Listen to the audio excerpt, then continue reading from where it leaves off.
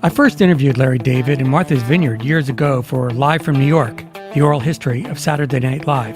And as Teddy Roosevelt used to say, I was delighted he agreed to talk with me again.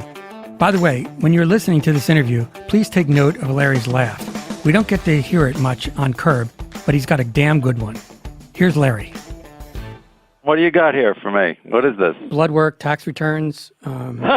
No, I really just want to talk about the origins of Curb, the genesis of it. Okay. So do you want me to start at the beginning? I was hoping to get a running start and maybe ask you, how would you characterize your state of mind after Seinfeld?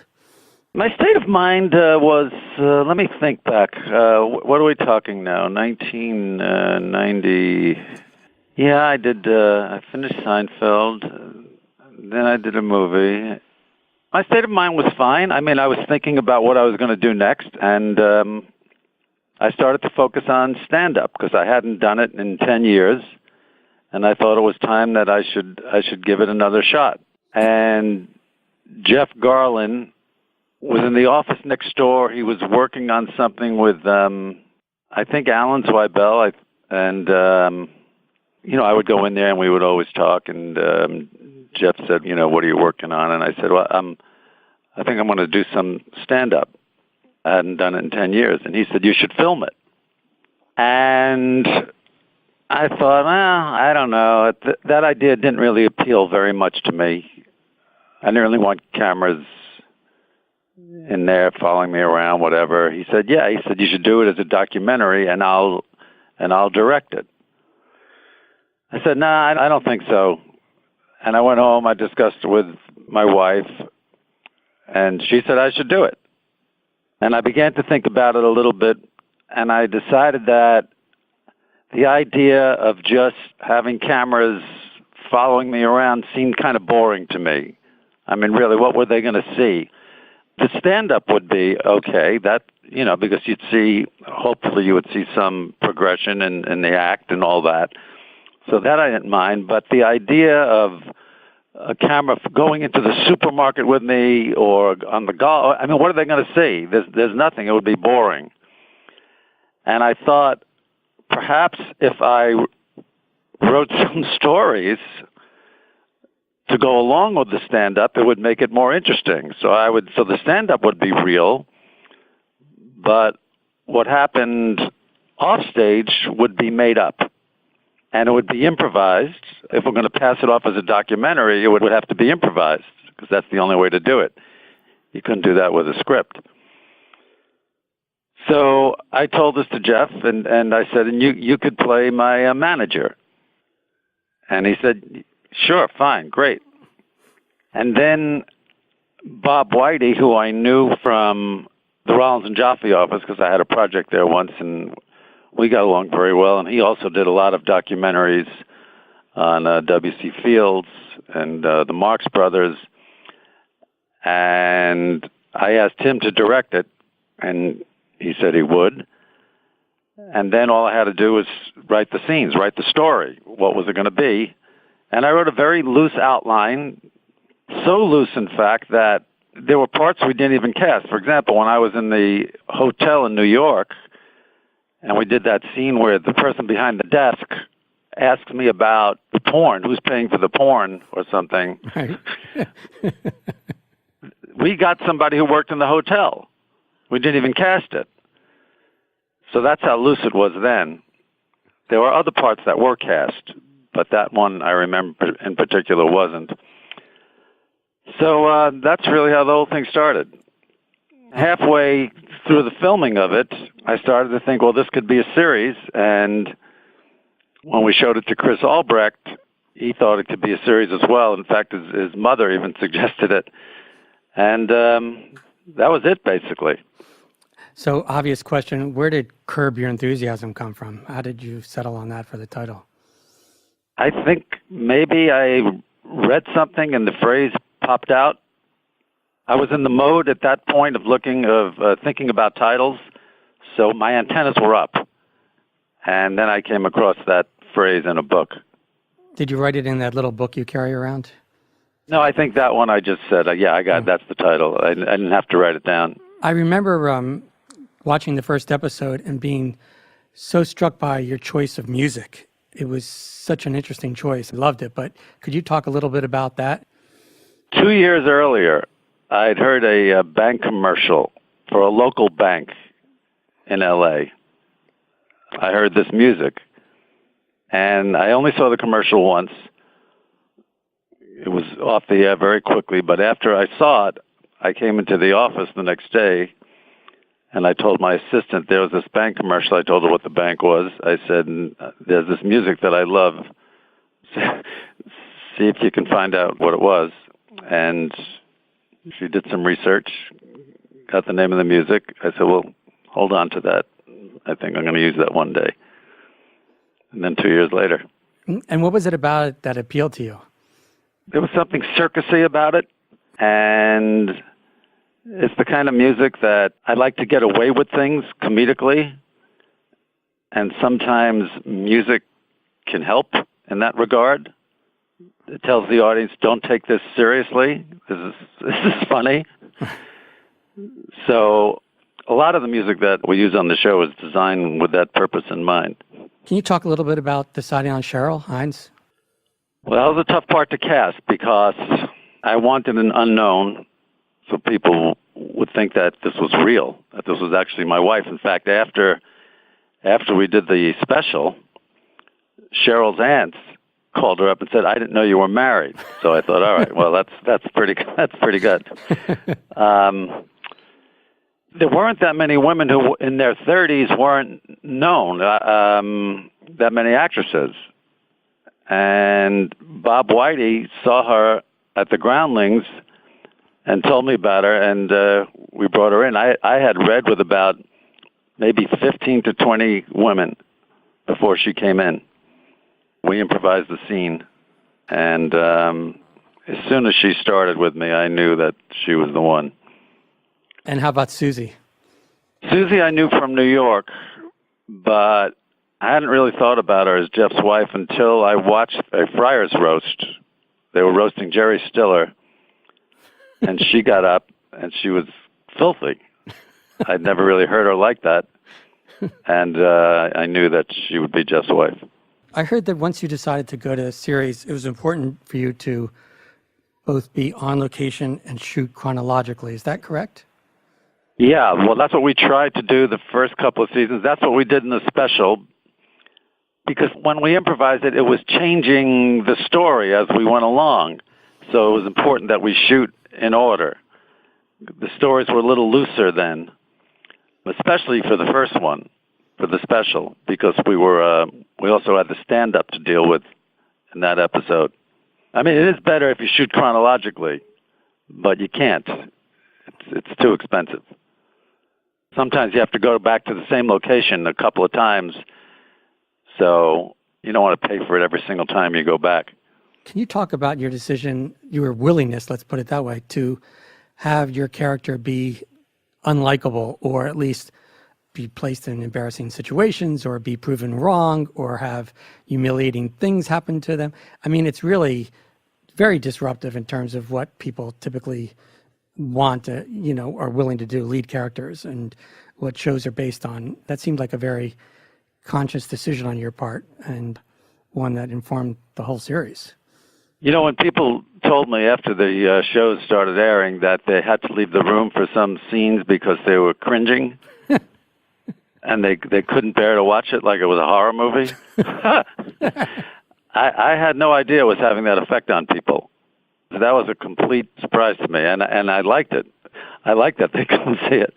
But, I never really gave it that much thought. I was just trying to do funny shows. Was there ever a time when you started to feel like maybe I'm going too far, or that was what excited you when you felt like you were going too far? I never felt I was going too far. I felt I was doing what I wanted to see. And so if I wanted to see it, my thinking was that maybe, other people wanted to see that too. And if I felt it was too far, then I didn't want to see it. So, I mean, I do have limits.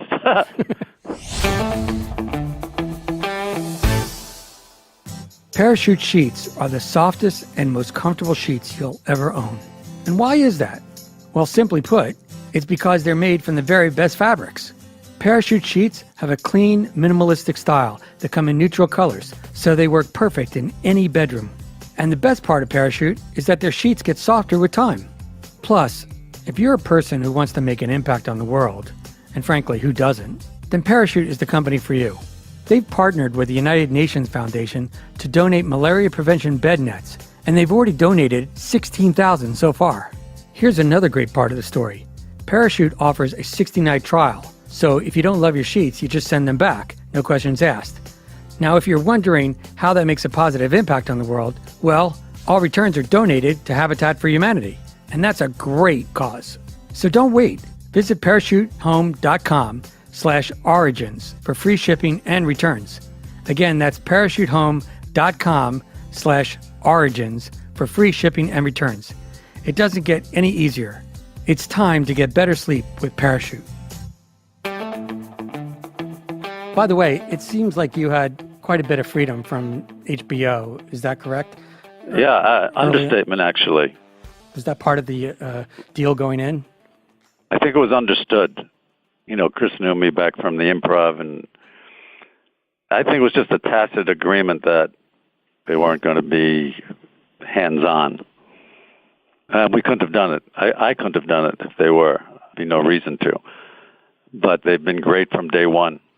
Anything we wanted, they were behind the show. I couldn't imagine working for better people than the people I've worked for at HBO. So there really wasn't a time when they said, "We don't like this," or we don't think you should do this. No, Please. Wow. No. That is remarkable. I've never gotten one note. Wow, that's fantastic.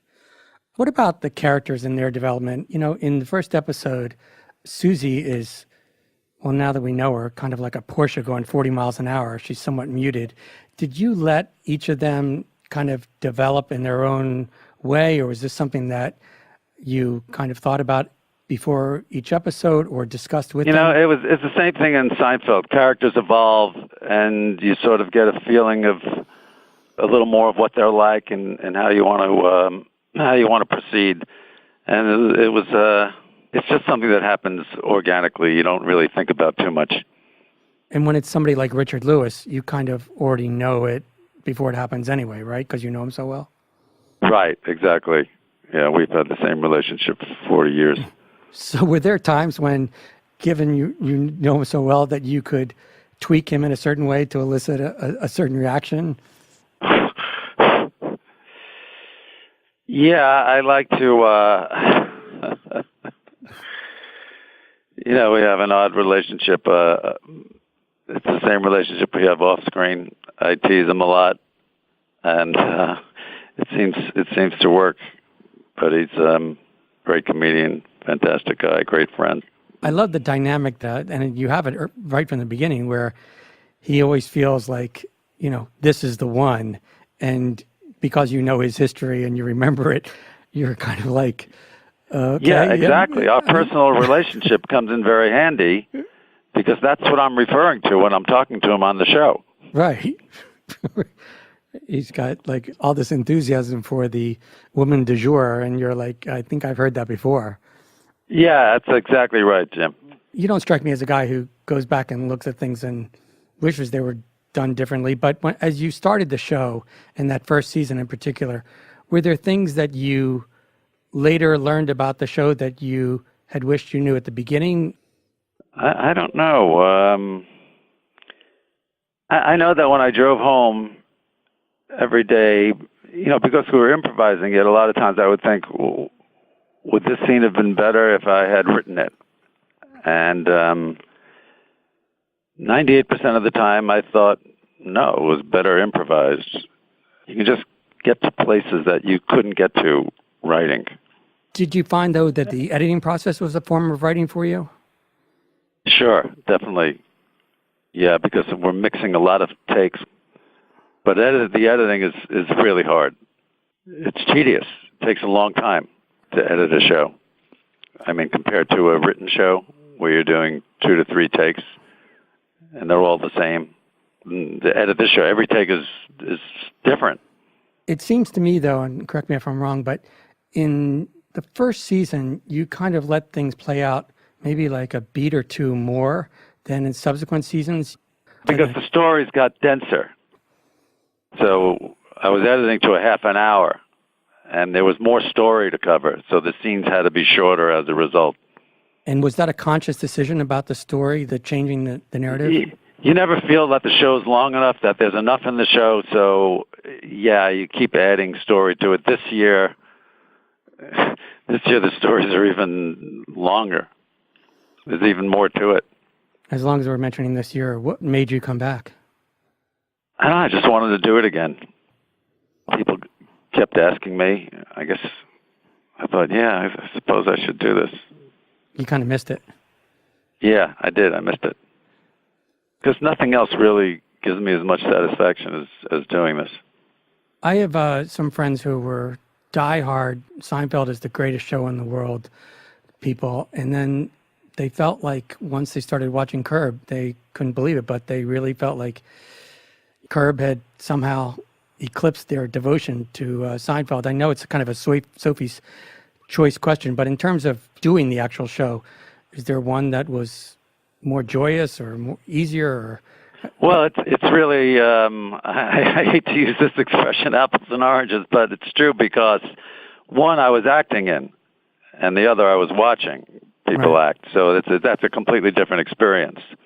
There was never a time in Seinfeld where the development of it where you thought about playing George, right? No. And if they had asked you to do that, you would have said no because you had to write it. Well, right? They never would have asked me. That's number one. Number two, I couldn't. There's no way I could have done both because there's 22 episodes, and the shows have to be written while they're being rehearsed. So it would have been untenable. Are you ready to make your next move? Well, Squarespace wants to be with you when you do. Squarespace gives people a powerful and beautiful online platform from which to make their next move known to the world. With Squarespace, people can lock down their ideas with a unique domain, create a website to launch their idea, a portfolio to get their project out there, and an online store to officially open for business. There's so much that Squarespace can do for you. So what are you waiting for? Make your next move with Squarespace. Create a beautiful website or online store with award-winning templates. There's nothing to install, patch, or upgrade, ever. And Squarespace offers award-winning 24/7 customer support with fully transparent and simple to execute setup.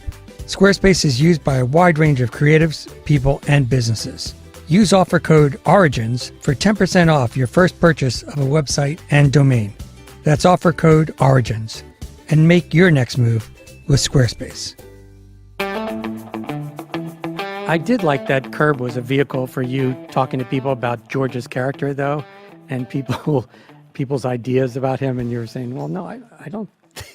I mean, you were kind of defending his honor. I thought that happened several times. Right. That and whenever George is insulted, it raises my hackles. And it was perfect then when Jason actually did it to right. one of the episodes. Yeah, then Jason did it. I thought that was great. So do you feel like now, looking back on the beginning of it, that you were able to kind of do something that you hadn't done before, and given the freedom that HBO gave you, do it really in the way you wanted to? Yeah, I really got very lucky with this show. It was a perfect outlet for the idiotic things that consume me. And to be able to do it without any network interference is just, that's why I came back. It's so much fun, and I really couldn't ask for anything more creatively. I know too many people who stop working the moment they no longer have to work. Clearly, that's not the case for you. This is where you get your psychic income, then, I guess, right now, this stage in your life? I suppose. But I can't imagine not working. I don't know how people do that. Play a lot of golf. Yeah. You play? I don't. I Oh. never learned tennis. You're lucky. But yeah, clearly you didn't have to come back for another season. You didn't even have to do this series. So we're watching somebody who's really getting to do what they really want to do. Yeah, pretty much. Pretty much. Again, very lucky. I couldn't imagine having more fun. The hard part is the writing. Have you been doing more writing in terms of organizing stories and the arc of a season as the years went on, or was it more at the beginning? I mean, pretty much the same. I think you get an idea for an arc, and that's that. I don't think people really care that much about an arc, though. I think they wouldn't care if there was an arc or not. I think they just want to see the show. If there's an arc, well, maybe that's a bonus. And can I ask you, were there a couple outliers where you did a show and you thought to yourself, if I had to put an episode in a time capsule, this is the perfect kind of episode of what I want the show to be and what the show turned out to be? Not at the expense of others, but it just seemed to me like, even with like Palestinian Chicken or some other, I could name 20, but... Yeah, Palestinian Chicken, The Doll, which was the second season. That stands out to me. Susie waiting in the the driveway. Ski lift episode stands out to me. I love doing that final episode of The Producers, where I was actually in the show. I love that Bill Buckner episode. Well, thank you for coming back, and thank you for your time. Really, well, you're welcome, and good luck with this project. Thank you so much. By the way, I remember interviewing you for the Saturday Night Live book, and those years that you were on Saturday Night Live, it's doing the Lord's work. So it seems like, obviously Seinfeld was, one of the great slam dunks of all time, but it seems like you deserve these days after what you endured back then. Oh, yeah. Well, that was only one season, and just, I didn't get a sketch on, but it's not as terrible as people think it was. Like when I went back to do Bernie last year, everybody said, "Oh, you must feel great now coming back like this." It didn't really make that much of a difference to me, to tell you the truth. All right. Well, thank you so much. Okay. Good luck. Thank you. Bye. Thanks for listening. I hope you enjoyed this Origins original. Please be sure to subscribe to Origins for new chapters every month, along with other Origins originals and Origins conversations. Thanks so much. For Origins, I'm Jim Miller.